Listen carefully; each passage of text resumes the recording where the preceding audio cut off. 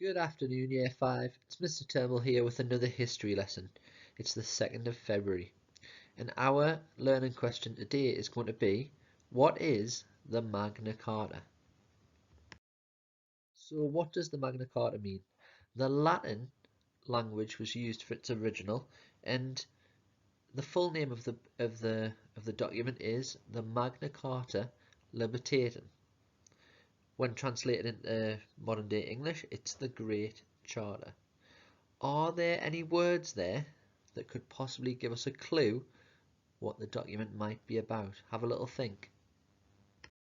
So the key word there that I was looking for was libertatum.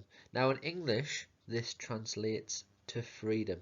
Does this give you any ideas what this document might be about? Now, before we move on to the Magna Carta, it's important that we have a quick recap of what we've learned so far. So I know from looking back at Mr. Forster's lesson that he did an in-depth run through of the feudal system. Now, just to quickly jog your memory, this was a hierarchical system. That means there's different levels for different people in society. At the bottom, you had the peasants who lived and worked on the land, belonging to the lords and the knights.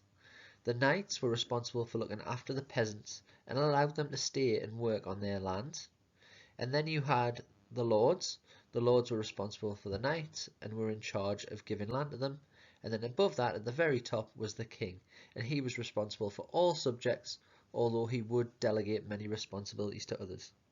Now, this is a really basic model compared to the one that Mr. Forster looked through, but this was just to jog your memory. You should already have that knowledge. So if you look at the pink arrows, this shows you who these people swore loyalty to. So the peasants, you can see at the bottom, they swore loyalty to the knights, and the knights swore loyalty to the lords, and the lords swore loyalty to the kings, or to the one king, sorry. And then the king would give the land to, you can see the blue arrows, to the lords, and the lords would then delegate that to the knights, and then so on. So this is the way that this system worked, and this is the main thing that we're going to look at when we're looking at the Magna Carta moving forward. Okay, at this point I'm going to ask you to follow the link that I have attached to this part of the video. Now I will attach it on Teams in the instructions part and on the sheet that you're going to complete your work on. So you can pause this video now and we're going to have a quick look at the video. Now what I would like you to do is follow the link and summarize the information. So that means think about what the key points are and make a note of those ones, and we'll have a look back to this video after you've watched the video from the link. Okay, so there was a lot of information to take in there, so don't worry if you haven't taken it all in. If you want to watch the video a few times, that's absolutely fine, and I'll be uploading some more links to add more information at the end of this lesson. So, what did I think the main points from summary were? So, the famous document, it's one of the most famous documents in history. It inspired famous people, and a couple were mentioned there, including Gandhi. It was written in 1215 AD, and it was actually June of 1215 AD that it was signed. King John was a terrible king. He imposed heavy taxes on lords and barons and generally just didn't sound very fair. And then after a while, the lords demanded that King John followed the law, and he didn't like that. So they had to take siege of London. An agreement between the king and the lords was made in the end. Another thing was that it was a symbol of liberty, right to justice and a fair trial, which we still have today.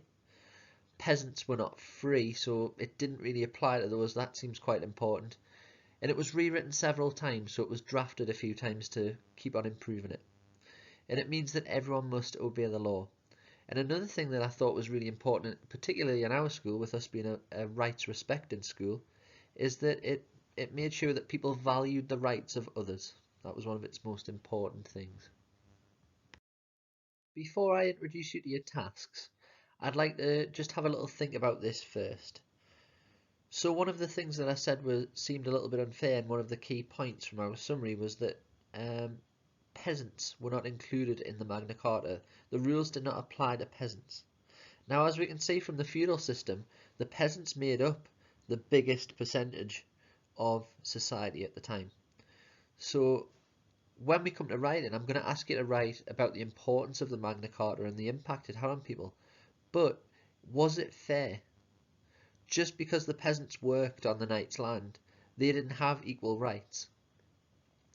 Does that sound like modern day society or not? If you are in Green Group, this is going to be your job for today. You're going to explain what the Magna Carta was and list some of the key changes it made to society in medieval times.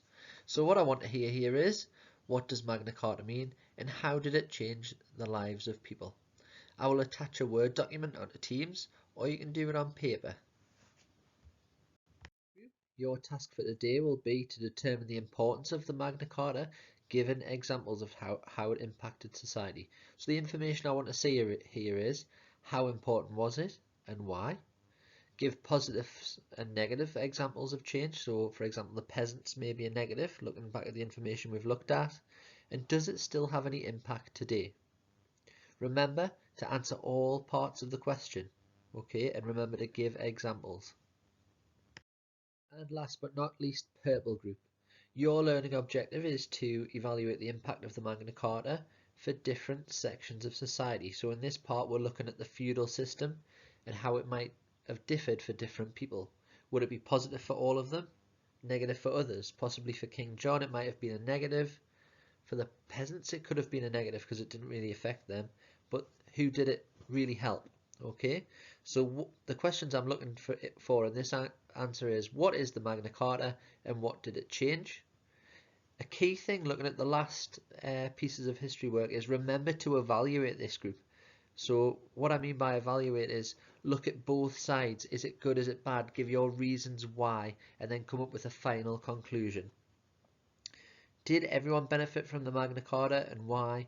And is it still a valued document today and why? So the why is the key bit. I don't want you to just give me a statement. I really want you to expand on your answers. Okay.